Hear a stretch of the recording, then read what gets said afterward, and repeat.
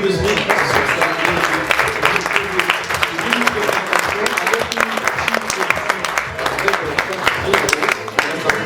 passera à 5 minutes de questions-réponses. Voilà, je vous laisse le micro. La piste de tête pour passer au stade. Bonne chance.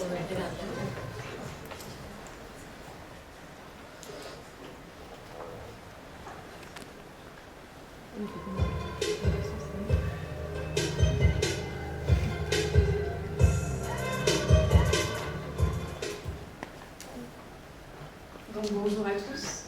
Nous allons vous présenter donc, notre produit DSD, plus communément connu sous le nom de détecteur des sources de déconcentration. Il faut savoir qu'actuellement, les pilotes suivent des formations de manière intensive et régulière. La moindre déconcentration peut leur être fatale. C'est donc dans cette optique que nous avons cherché à mettre en place notre produit qui répond à deux problématiques. Prévenir les risques de déconcentration et en identifier les sources. Pour ce faire, nous avons utilisé une carte libre avec un microcontrôleur que l'on appelle donc Arduino Uno. Celui-ci est très fréquemment utilisé donc, dans le marché. Et donc l'idée, c'est qu'on l'a associé à un certain nombre de capteurs, des capteurs de type interne et des capteurs de type externe. Pour vous résumer la chose, les facteurs de type interne, ce sont en fait des facteurs de type physiologique et donc interne à l'humain. On peut citer les ondes cérébrales et on a des facteurs de type externe, donc reliés à l'environnement. Ça peut être tout simplement la température. Une fois ces informations récoltées au sein de l'Arduino, il nous a fallu dans un second temps les traiter. Et une fois le traitement fait, détecter à un instant T ce moment de déconcentration du pilote. Suite à cela, si déconcentration il y a eu, il nous faut en identifier la source. Et donc c'est la partie que vous évoquera plus tard, Sana. Bonjour. La première valeur ajoutée de notre DSD est qu'il permet de perfectionner la formation des pilotes. Il permet de donner un feedback immédiat aux pilotes et aux formateurs afin d'affiner l'information du pilote et du formateur. Il permet également d'aider les organismes de formation à améliorer les scénarios et les capteurs. La deuxième valeur ajoutée de notre DSD est qu'il est transférable à moindre coût sur de nombreux types de simulateurs dans de nombreux domaines d'activité. Ce peut être des domaines d'activité de Thales, tels que l'aéronautique, la défense, la sécurité, les transports, mais aussi d'autres domaines d'activité, tels que le domaine de la santé et plus particulièrement le domaine de la microchirurgie. La troisième valeur ajoutée de notre DSD est qu'il est un vecteur de création agile de nouveaux produits. Donc, dans le domaine de la formation, il permet une ouverture sur un nouveau marché, puis il pourra être potentiellement utilisable par les opérationnels au-delà d'un contexte de formation. Donc, afin de déterminer les sources de la déconcentration, nous allons utiliser le machine learning. Donc le machine learning, qu'est-ce que c'est ? Le machine learning, c'est une discipline qui consiste à concevoir des algorithmes à partir de situations passées, à partir de données, pour faire des analyses prédictives. Donc la première phase, dans notre cas, consistera à réaliser une base de données dans laquelle on va retrouver un ensemble de situations passées où on va associer un niveau de déconcentration aux différents paramètres que Mounia a évoqués tout à l'heure. Par exemple, dans notre cas, le stress, le bruit, la température. Et entre ce niveau de déconcentration et différents paramètres, on va avoir la cause associée. Donc ce sont des données, ce sont des situations qui sont déjà passées. L'ensemble de ces données va nous permettre de concevoir ce qu'on appelle des modèles. Les modèles, ce sont des équations mathématiques qui vont lier un niveau de déconcentration par rapport à l'impact de la cause, des différentes causes, sur ce niveau de déconcentration. Maintenant, on va s'imaginer en cas réel.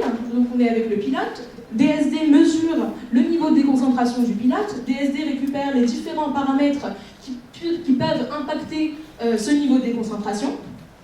Ces paramètres et le niveau de déconcentration vont être envoyés au modèle, vont être envoyés aux équations mathématiques. Et à partir de là, et c'est toute la force du machine learning, notre application va être capable de déterminer les causes de la déconcentration. La troisième étape consistera à renvoyer les données nouvellement acquises, les données qui viennent donc de la situation réelle, les renvoyer au niveau de la base de données, parce qu'elles vont nous permettre d'améliorer notre modèle, de l'affiner, et en fait, à chaque fois que DSD sera utilisé, notre modèle sera de plus en plus précis, DSD est donc un système qui s'auto-améliore et qui s'auto-améliore grâce au retour d'expérience provenant du terrain. À présent, il n'y a plus qu'à.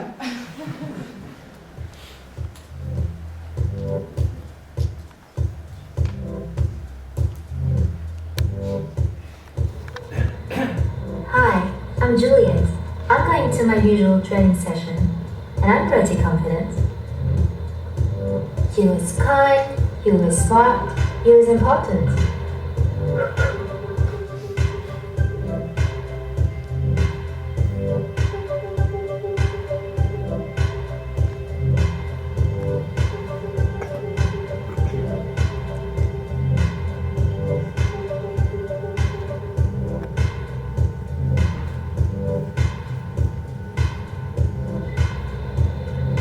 My total number of flight hours is around 800.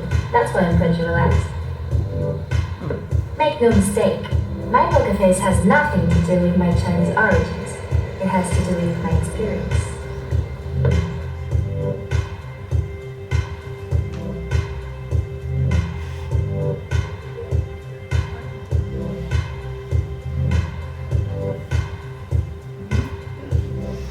Such skill, much wow.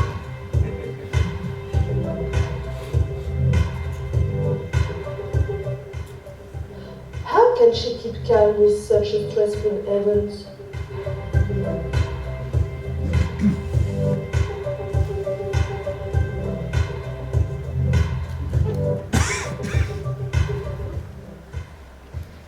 These LEDs display Juliet's level of concentration.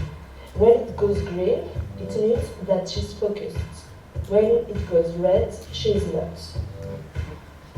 DSD is measuring Juliet's attention right now. Her concentration was great, but it seems to vary a lot now.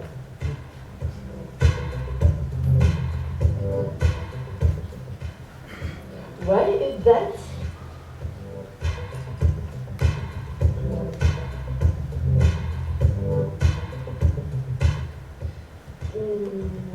It doesn't show on her face that she's out of focus. Pizza.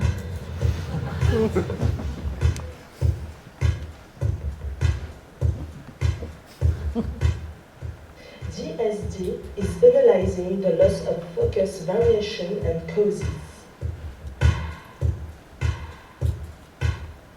Is it stress? Is she tired? Is it the simulator scenarios? Did break up with her boyfriend? This is how DSD works. First, we place physiological sensors on the pilot, such as an EEG headset and a pulse sensor. Then, thanks to the brainwave detection, DSD analyzes the loss of attention. The other sensors will help DSD give the possible sources of loss of focus during the training. Finally, DSD identifies and analyzes the loss of concentration variation and causes during the simulation.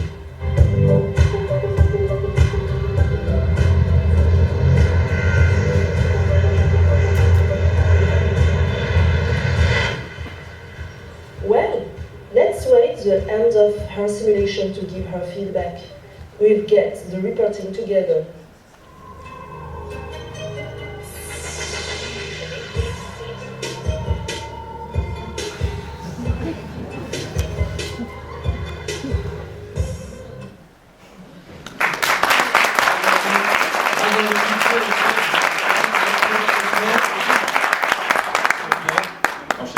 Personnellement, j'étais ravi d'apprendre ce qu'était la notion de modèle, puisqu'après le défi de la C4, j'avais un peu déstabilisé.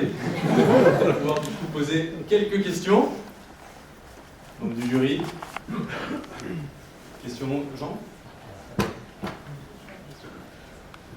Bonjour. J'avais une question par rapport à l'input EEG. En fait, vous avez mis un casque EEG sur la tête. Comment vous avez en fait calibré l'EEG? Vous dites directement en fait le niveau de stress que vous envoyez directement dans l'Arduino, ou c'est vous qui avez paramétré en disant voilà, cet input c'est du stress? Bonjour. En fait, le cerveau émet des ondes cérébrales Et le casque G permet de détecter ces ondes cérébrales. Et chaque onde cérébrale a une spécificité particulière. Et il y a certaines ondes cérébrales qui sont caractéristiques de la concentration. Donc c'est de cette manière qu'on a déterminé le niveau de concentration dans cette application. Et en deuxième année, j'ai déjà fait un projet de ce genre sur la détection des émotions. C'est dans ce cadre-là que j'ai pu apprendre que chaque onde cérébrale avait un rôle particulier.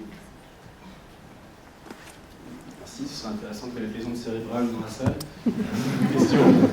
Oui, une question sur l'apprentissage. Vous avez fait l'apprentissage sur une seule personne, sur Juliette, ou sur plusieurs personnes, et donc finalement, est-ce que le modèle et l'apprentissage dépend de l'opérateur, ou est-ce que vous avez un modèle un peu générique? Alors pour l'instant, le machine learning, on est en train de le faire. Effectivement, au début, on pense faire ça de manière générique parce qu'il faut quand même un certain nombre, un paquet de données qui est assez conséquent.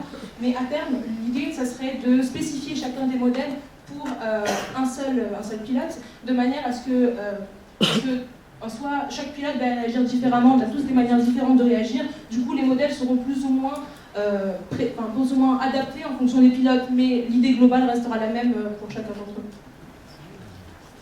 Merci pour cette réponse. Est-ce qu'il y a des questions dans la salle également? Pour pouvoir challenger un peu le public aussi, qui va vous aider, bien entendu.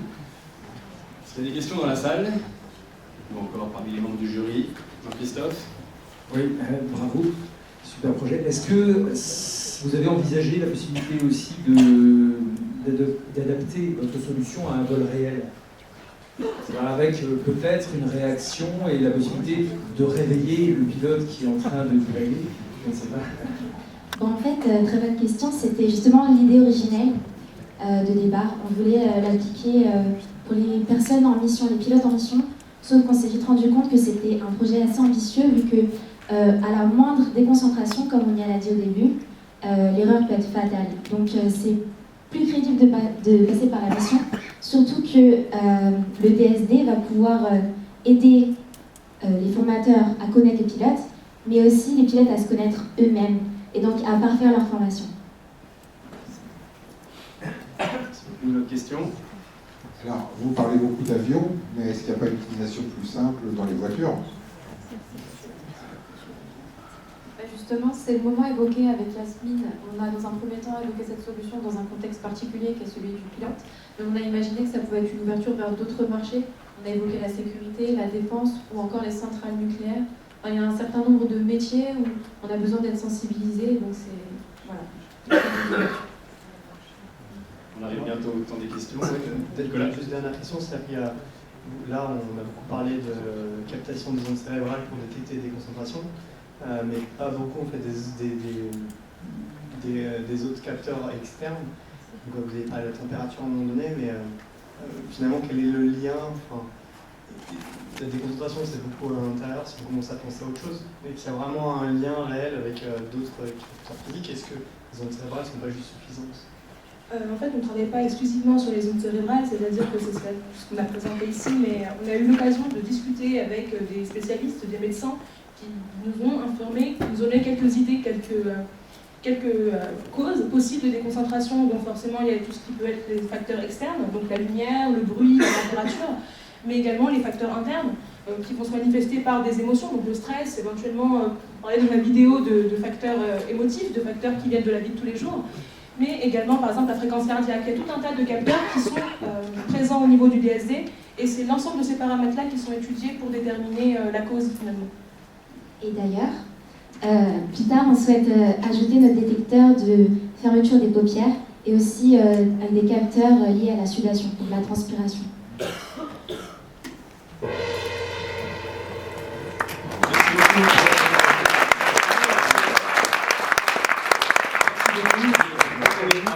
Merci pour le micro, merci aux questions du jury.